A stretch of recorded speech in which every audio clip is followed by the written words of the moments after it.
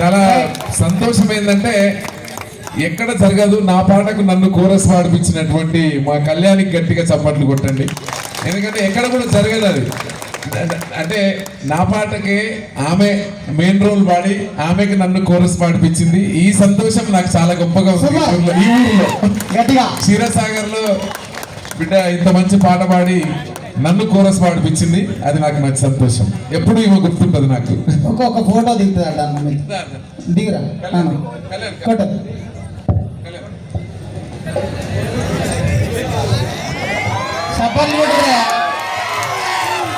photo తీస్తున్నాడే చీమద Chinnodu